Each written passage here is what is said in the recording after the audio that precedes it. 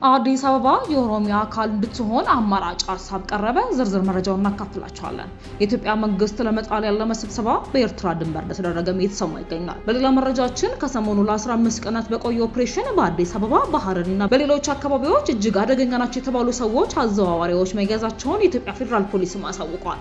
የቮይስ ኦፍ ኢትዮጵያ ቤተሰቦች ሰብስክራይብ ማድረጋችሁን እያስታወስናችሁ በዝርዝር ወደምንመለከታቸው ጉዳዮች እናልፋለን።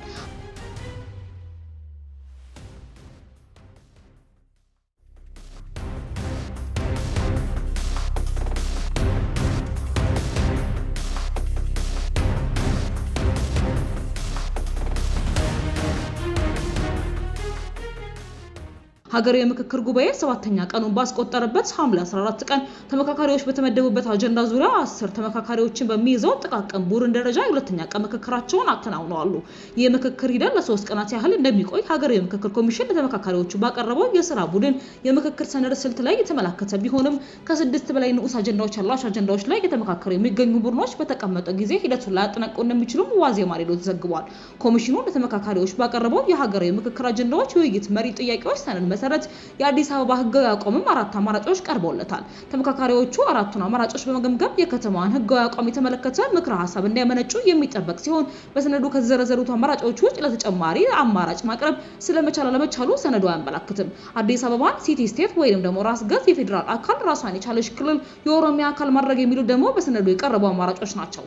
አዲስ አበባ ከኦሮሚያ ክልል ጋር ያላትን ግንኙነት፣ የከተማዋ በጀት ድርሻ ጉዳይ፣ የፌዴራል ዋና ከተማ ጉዳይ፣ የአዲስ አበባ ፖሊስና ፍርድ ቤት ጉዳይ፣ የከተማዋን ወሰንና የቦታዎች ስያሜዎች፣ የከተማዋ የሥራ ቋንቋ እንዲሁም የከተማዋ ታሪካዊ ቅርሶች አካታችነት ጉዳይ ጥያቄዎች የተዘጋጁላቸው የምክክር ንዑስ አጀንዳዎች ሆነው በሰነዱ ቀርበዋል።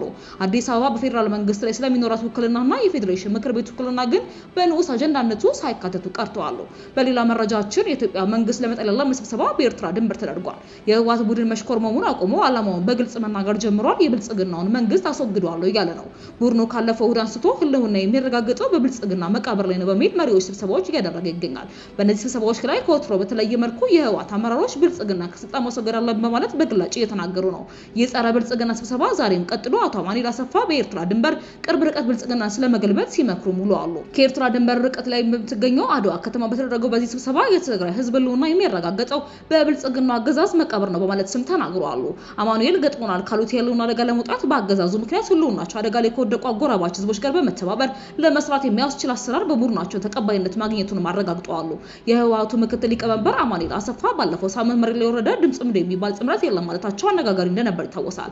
አሁን ደግሞ ውሎ ሳያድር በማግስቱ በይፋ ከውጭና ከውስጥ ኃይሎች ጋር አስተባብዬ ቅንጅት መፍጠራቸውን በአደባባይ እየገለጹ ይገኛሉ። ህወሓት በግልጽ የፕሪቶሪያን ስምምነት በመጣስ የኢትዮጵያ መንግስት ለመጣል እየተንቀሳቀሰ ነው። ዓላማው ፕሪቶሪያ ስምምነት እንዲከበር መታገል ሳይሆን መንግስትን መጣል እንደሆነም በይፋ ተናግሯል። የቮይስ ኦፍ ኢትዮጵያ ቤተሰቦች ዳግም ሰብስክራይብ ማድረጋችሁን እያስታወስናችሁ ድምጽ ዘገባችን እናልፋለን።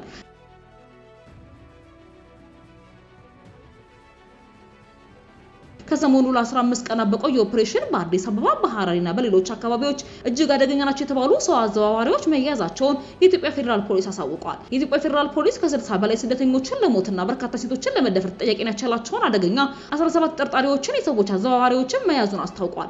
ፖሊስ እንደገለጸው በመሐመድ ጣሂር አደም ወይንም ደግሞ ወርድ የሚመራው ቡድን ሰዎችን ከኢትዮጵያ በተለያዩ አካባቢዎች በደላሎች አማካኝነት በመመልመል በጅቡቲና በየመን በኩል በህገ ወጥ መንገድ ወደ ሳውዲ አረቢያ ያዘዋወር ነበር።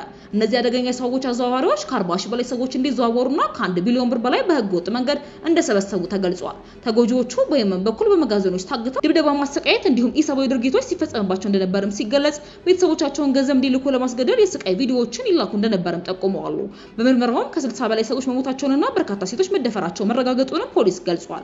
የፌዴራል ፖሊስ ሚዲያ ኮሚኒኬሽን መምሪያ ኃላፊ ጄላን አብዲ ተጠርጣሪዎቹ ሰሞኑን ለ15 ቀናት በቆየ ኦፕሬሽን በአዲስ አበባ በሐረርና በሌሎች አካባቢዎችም መያዛቸውን ለቢቢሲ አማርኛ ተናግረዋል።